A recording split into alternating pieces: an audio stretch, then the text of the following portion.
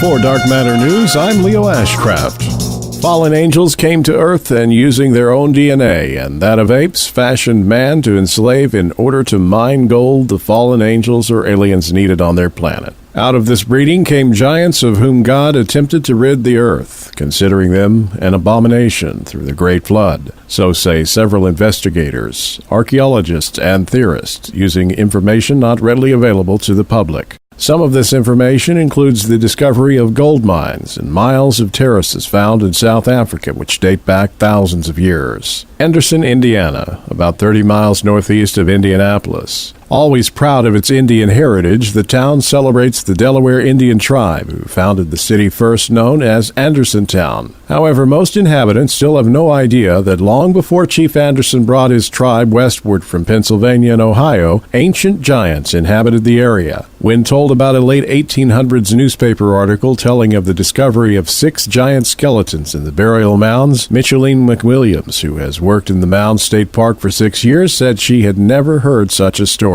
Were the skeletons the known mound builders who first settled the area, almost exactly where the Delaware would set up camp, or were they some other race of giants? To this day, none of the tourists to the mounds, its docents, or even the school children of Anderson, Indiana, were taught about the giant skeletons or that the Smithsonian took the bones away, never to be displayed. During the time of discovery, the Smithsonian was taking possession of nearly every giant skeleton found throughout the entire country, including the largest discovery of skeletons found in the Great Mound in Ohio. Romania is tapping into the Dracula legend, offering concert-goers free tickets in exchange for their blood. The campaign is part of a push to increase blood donations in a country where only 1.7% of the people donate blood. Mobile blood collection units will be set up in 42 Romanian cities for 10 days this month. Donators in Bucharest will be eligible for free tickets to an electro dance music festival in the Transylvania city. Transylvania is the home of the fictional blood-sucking Dracula featured in Bram Stoker's 1897 novel. This is Dark Matter News.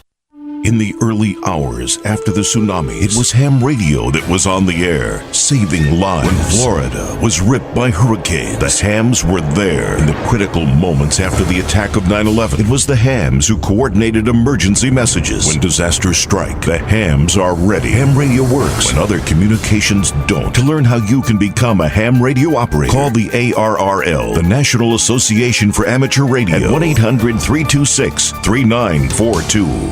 With sunny weather and fresh air, many prefer to spend time outside. If you have Social Security business to tend to, that's no reason to ditch the outdoors. You don't have to wait in an office. You can handle much of your Social Security business from your laptop, wherever you want to be.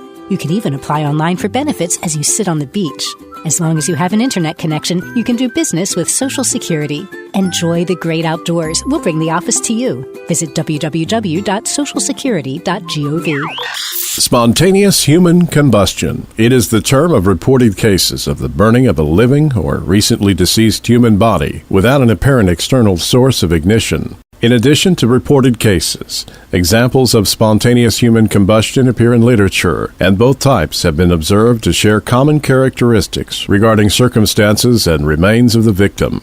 A war veteran has recalled the horrifying moment his body suddenly burst into flames while he was sitting on the sofa.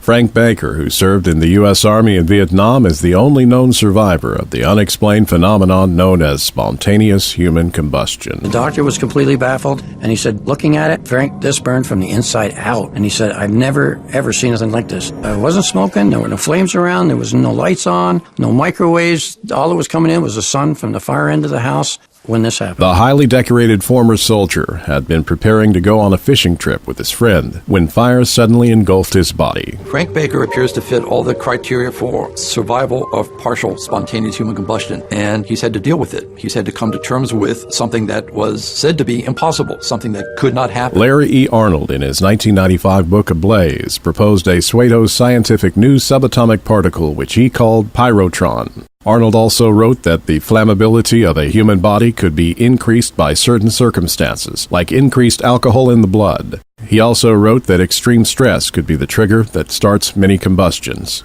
This process may use no external oxygen to spread throughout the body. Others attribute these sudden combustions as paranormal phenomenon. For Dark Matter News, I'm Leo Ashcraft.